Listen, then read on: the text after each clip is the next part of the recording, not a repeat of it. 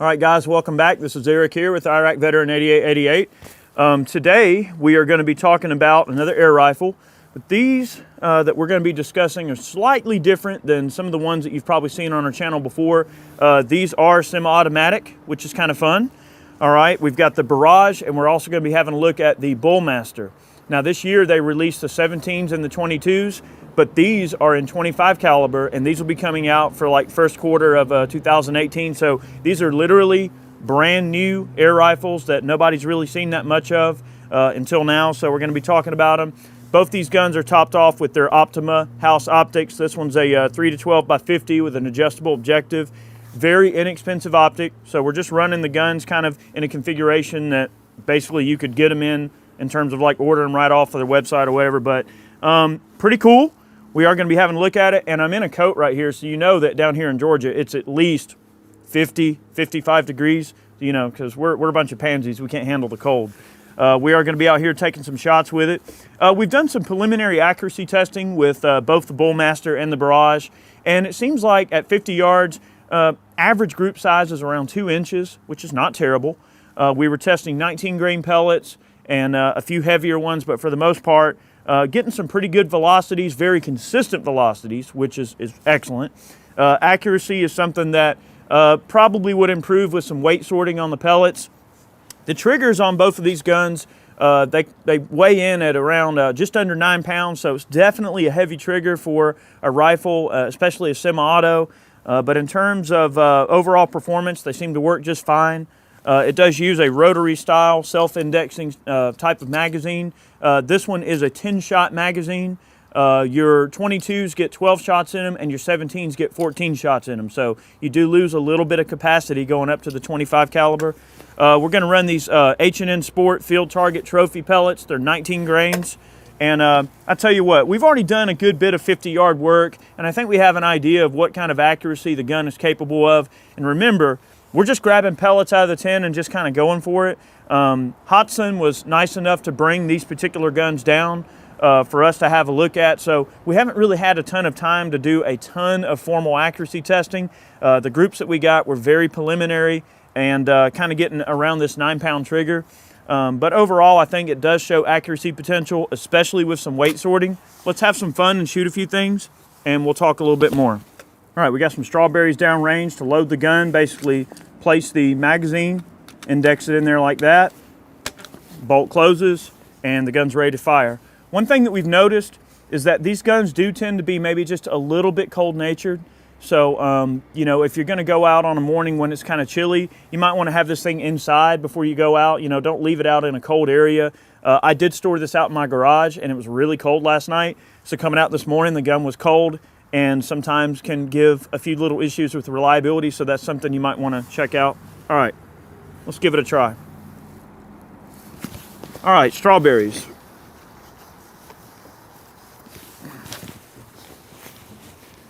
This will be fun.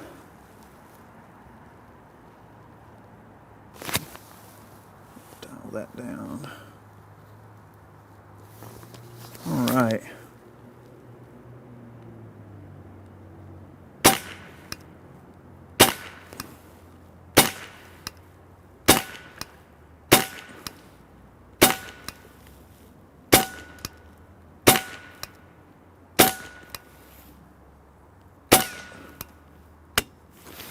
All right, we had to shoot a couple pieces of our 50 cal brass on the table there. That was kind of fun.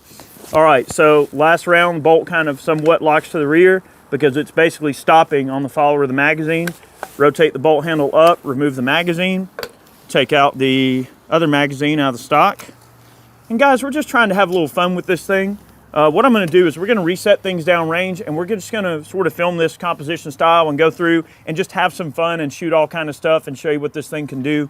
Guys, in terms of hunting applications, what this type of rifle, both the Barrage and the Bullmaster, and just so you know, the actions on these guns are basically about the same, other than the linkage being slightly different on the trigger for the Bullmaster, but the actions themselves are basically the same on both the guns. It's just one has kind of a traditional rifle stock that you see here with an adjustable comb height and adjustable length of pull, and the Bullmaster is in a bullpup configuration, which gives you a little bit shorter overall length. Both the guns are in 25. That was a 19 grain pellet smacking those strawberries there at a very, very short distance. But what this type of gun would be used for in a hunting situation would be small rodents, squirrels, crows, other types of birds, doves, if you will, rats, whatever, small creatures, small rodents and things like that, squirrel hunting and stuff along those lines. So yeah, let's reset the range and have a little bit more fun. I always love playing with these types of things, and it is kind of fun to see a semi-auto like this. We haven't done a ton of work with semi-auto air rifles on the channel before, so we thought this would be something fun to pull out of the bag of tricks and check out. So let's reset the range and move on. All right, guys, we're going to keep shooting. This time we've got some small tomatoes. They tend to come apart pretty nicely. We're going to use the same pellet out of the same gun. We will be shooting the Bullmaster here in a bit. I find the Barrage to be maybe just a little bit more comfortable for me, and I feel like the trigger pull is maybe just a slight bit better than the Bullpup because of the linkage that a Bullpup uses. You're going to get about 70 shots of fill on this particular gun. It's a 200 bar tank, so about 3,600 PSI, 200 bar. So you get quite a few mags. I mean, for hunting purposes or going out and shooting squirrels or something, you won't be able to carry enough ammo to make this thing not get a full charge in terms of your shots and everything. So we're going to go ahead and take out these watermelons. They're miniature little watermelons. They're little tomatoes. All right, let's have a little fun here. And hitting those 50 cal brass was kind of fun too. We might do that again. And of course, we got a little slow-mo photography down there just for fun. All right, here we go. Ready?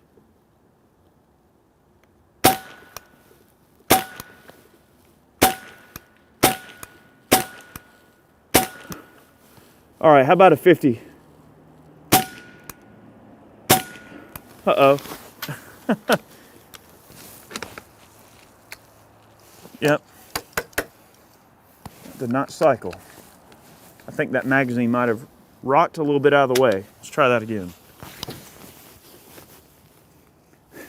There's a tomato down there just poking his head up. Let's see if I can hit it. There we go. Uh-huh. All right. We're going to reset, try again. That's pretty fun. How about we go with something maybe a slightly different consistency? Let's do that. All right, guys, moving along here. We're going to have some more fun with some sidewalk chalk down there. I do want to mention that we did some sound metering with this particular gun, and we're getting 124 at the muzzle and 125 at the ear. That's not really something we've seen a lot of people doing in terms of review work, or at least just checking these things out. So we did sound meter it, and it's definitely hearing safe. Okay. Another thing we do want to mention is the way that this shroud goes over the barrel, and the way that the internal compensator on this gun is made. It's not intended to be a moderated gun by any stretch of the imagination, but it does provide some slight decrease in the sound of the gun. So that is one thing to note. So we got some sidewalk chalk. We're going to have a little bit of fun. And guys, one thing I want to mention too is earlier I decided to pull this thing apart and just have a look and at the internal components, and seems to be well machined and well made. But another thing, it had a lot of heavy grease from the factory, and I decided to remove a little bit of that grease. I think that's what we were having a problem with the cold weather.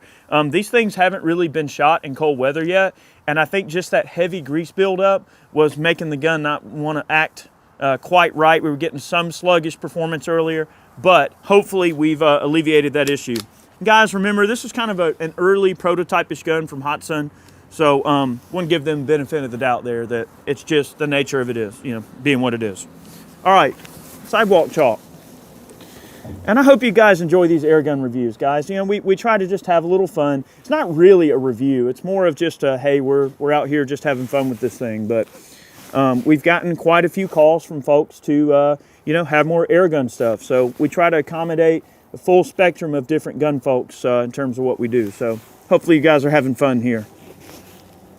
And we know you guys like your data, so we want to make sure you have the data that you want. Okay, here we go.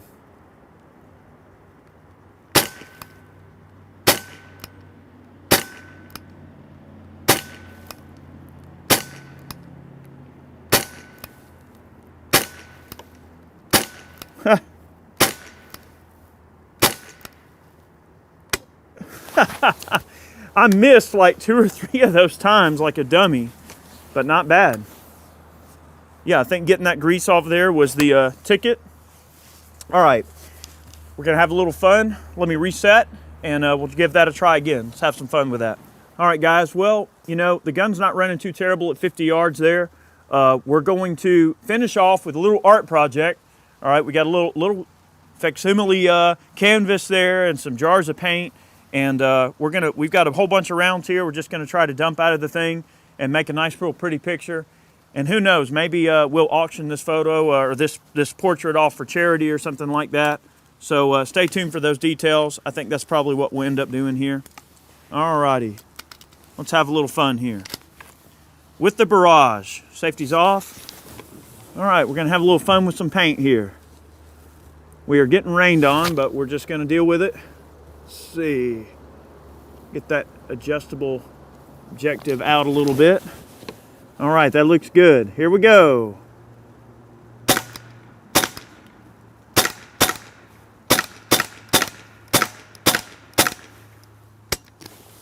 All out. All right. Moving on. It's so much fun. All right, here we go.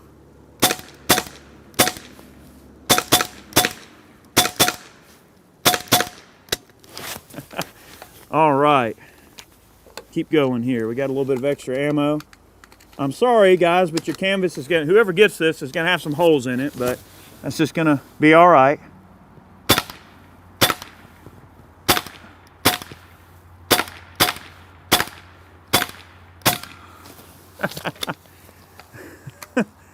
All right, not bad. I think we might be running a little low on air, but let's try one more mag. All right, making a big mess down there. Yep, out of air, guys. All right. Yep, that's what happened there. Guys, thanks for watching today's video. We hope you enjoyed it. We always try to have fun with these airgun videos, and we try to give you guys pertinent, you know, data points that we feel are relevant to what you guys do. I know that air gunners are kind of a different crowd than the rest of the people that are out there. I realize that. I know us guys in the gun world probably look at things slightly different than air gunners. We've actually gotten some negative feedback. Some people have said, oh, well, you know, we don't care about air gun reviews or anything like that, or air gun videos. We only want to see gun videos. We don't want to disenfranchise anybody. We feel it's important to show off air guns from time to time. It is something I have an interest in. I think it's cool. So guys, hopefully you enjoyed today's video. Thank you so much for watching. And thanks to Hasan for bringing these guns down for us to check out. These are very new guns, so they're not even out yet. So we did run into some kind of bridge building and sort of, I guess, some learning curve to kind of getting these things figured out. They are very new. So we learned a few things that hopefully they can take back and also improve on the guns a little bit on their own as well. So guys, thanks for watching. We'll catch you next time. Many more on the way.